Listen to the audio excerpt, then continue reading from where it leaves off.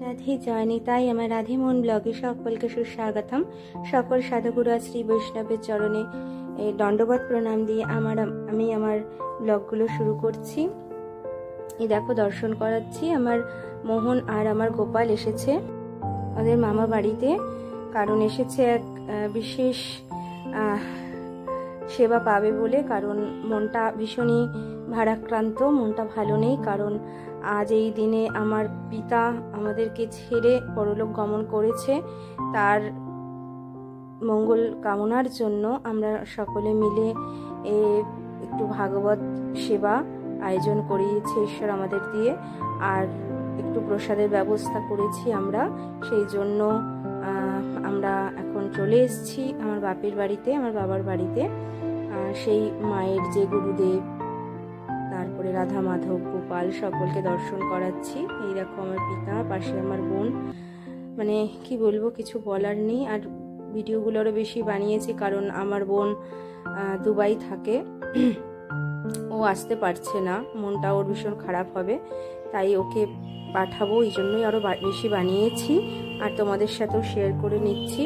কারণ পিতার উদ্দেশ্যে এই ভাগবত পাঠই হলো সব থেকে মহৎ কিছু করা, যাতে উনি ভালো থাকে, সুখে থাকে, যেখানেই থাকে ঈশ্বর যেন বাবাকে ভালো রাখে, এই কামনাই করব।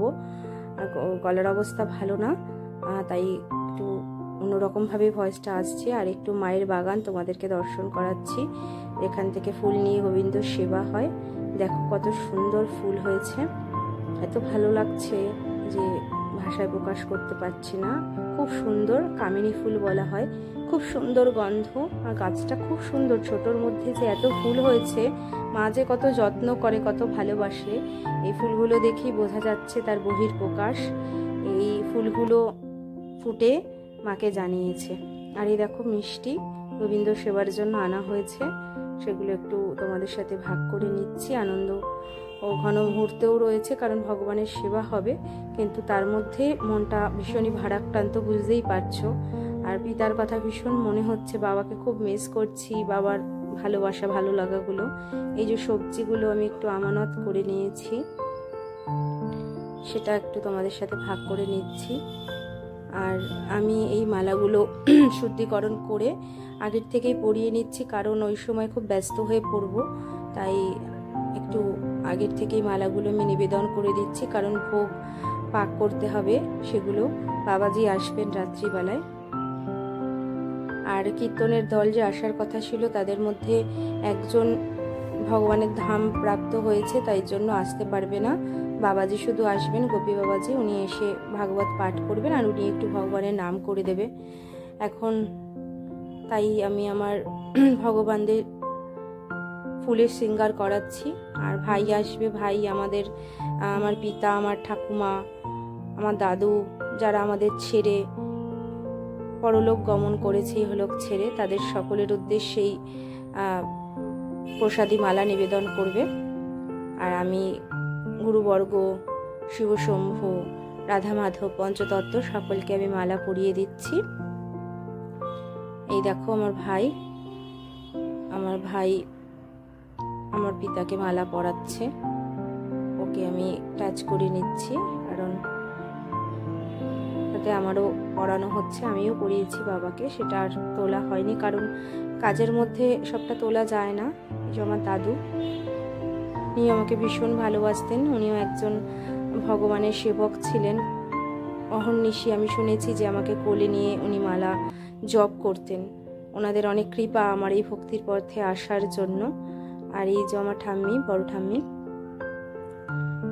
তার চরণেও আমার প্রণাম। ওনারা কৃপা না করলে হয়তো এই পথে আমি আসতে পারতাম না। এই হলো আমার ছোট ঠাম্মি, আমার ঠাম্মি। উনিও ভীষণ ভালো মানুষ, উনিও আমাকে এই পথে আসার জন্য অশেষ ভগবানের কাছে কৃপা জানিয়েছে, যার জন্য আমি এই পথে আসতে পেরেছি। আর উনি আমার পাটবাড়ি থেকে প্রসাদ নিয়ে আসতো আর বলতো, মনি প্রসাদ পা, প্রসাদ পা। তখন তো আর অত বুঝতাম না, কিন্তু এখন বুঝতে পারি যে তাদের আশীর্বাদ কতটা প্রয়োজনীয়। ভগবানের সেবার জন্য সাধুগুরু বৈষ্ণবের আশীর্বাদ ভীষণই প্রয়োজনীয়। আর এই দেখো আমি পরমান্ন বানাতে শুরু করে দিয়েছি। পরমান্নটা আগে বানিয়েছি, আলুর দম হয়ে গিয়েছে, ঠিক আছে। আর লুচিগুলো বানাতে হবে। একটু ভাজি করে নিয়েছিলাম, আলু ভাজি, পটল ভাজি। আর মা এদিকে লুচি ভাজছিল যারা আরও ভক্তগণ আসবে তাদের জন্য। আর আমি ভোগের সব বানিয়েছি, যারা সাধুগুরু বৈষ্ণব তারা সেবা পাবে তাদের জন্য।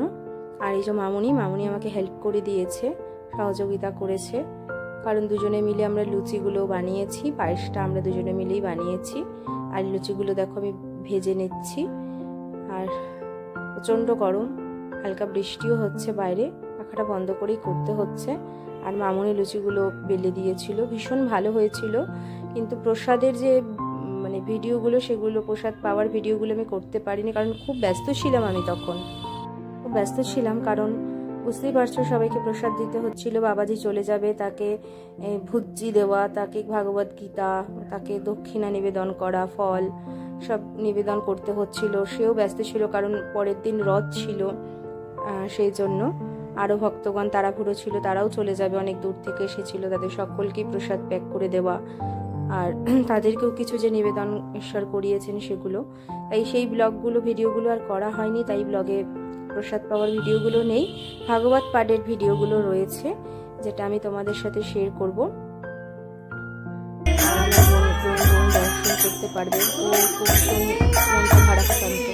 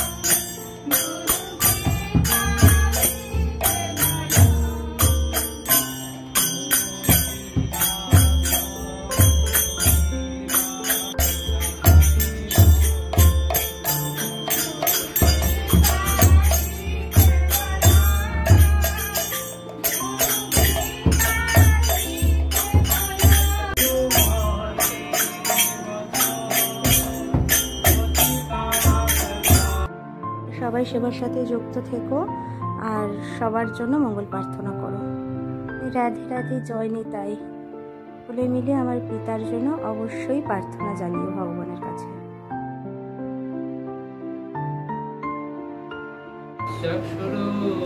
চক্ষুরোর্মিলিतं येन तस्मै श्रीगुरवे नमः।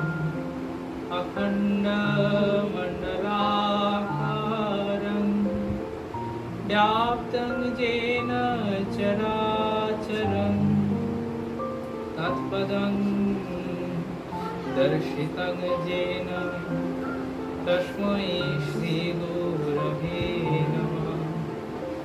मननाथो श्रीजगन्नाथो,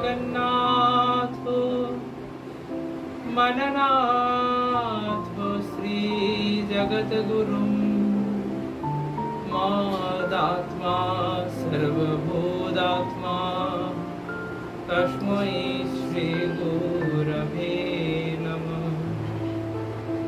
गुरवे गौरचन्द्राय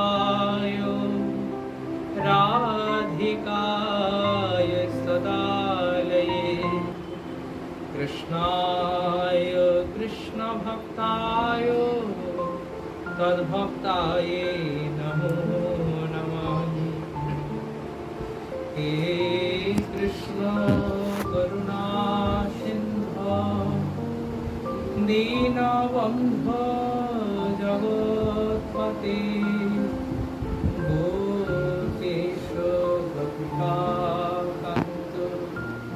राधाकान्तो नमोस्तुते।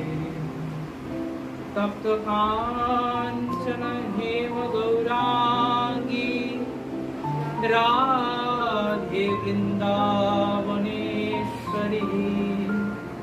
वृषभानुसुतं देवीं प्रणमामि हरिप्रिये। রাম প্রভু ভক্ত প্রাণী তো সেই জন্য প্রভু ছাড়া এক মুহূর্ত থাকতে পারে না। কুকুররা প্রভু ভক্ত হয়, প্রভু ছাড়া এক মুহূর্ত থাকতে পারে। এবার বিষয় হচ্ছে, স্বাভাবিক ভক্তরা যেমন ভাবে একটা জিনিস দেখে, আর উত্তম ভাগবত কিন্তু আর এক নজরে জিনিসটা দেখে। তিনি তখন বলছেন সত্যি কথা, প্রভু ভক্ত প্রাণী তো, প্রভু বিনা এক মুহূর্ত থাকতে পারে না। তাই সে যখন বুঝতে পারছে যে সে জগৎ প্রভুর আমরা দর্শনে যাচ্ছি, সেই জগন্নাথের দর্শনে যখন যাচ্ছি, তার অন্তরের আত্মাও সেই পরমাত্মার দর্শনের জন্য উচ্চাটিত হয়ে উঠেছে। সেও চাইছে যাতে আমাদের সাথে একবার গৌর দর্শন যাতে করতে পারে, সে একবার জগন্নাথকে যাতে দেখতে পারে। স্বাভাবিক অন্যান্য গ্রামবাসীরা বলছে যে না না, এ কখনো সম্ভব নাকি? মনুষ্য জাতির সাথে, মনুষ্য দলের সাথে কি কুকুর যেতে পারে? এ কখনো হয়? মানুষের দলের সাথে কুকুর যাবে কি? কুকুরের তো না আছে আচার, না আছে বিচার, তার উপরে যা পায় তাই খায়, কিচ্ছু ঠিক নেই তার। আমাদের সাথে, বৈষ্ণব জগতের সাথে, বৈষ্ণব ধর্মাবলম্বী দলের সাথে সেবা করে, সেই তো মঞ্জরি হয়েছে। তারা আমার শ্রেষ্ঠ মঞ্জরি, তারা আমার, তুমি তাদেরকে আমার সেবায় নিযুক্ত করো।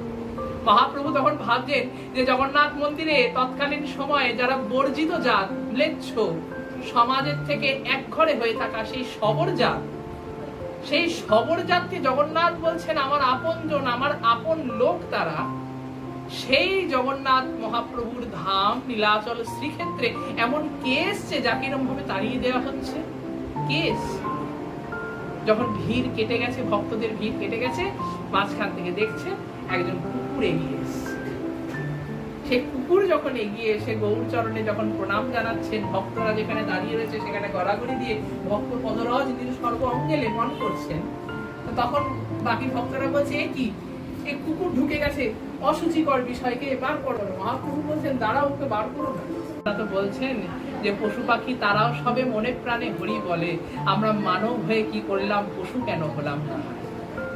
মনে মনে আফসোস যে পশু পাখি নিজ নিজ ভাষায় তারা ভগবানকে প্রসন্ন করার জন্য কেউ ডাকছে, কেউ নাচছে, কেউ নিজের মনোরম দৃশ্য এই জগৎকে আরো মনোরমিত করছেন, ভগবানের চারধারে তারা ঘুরে বেড়াচ্ছে।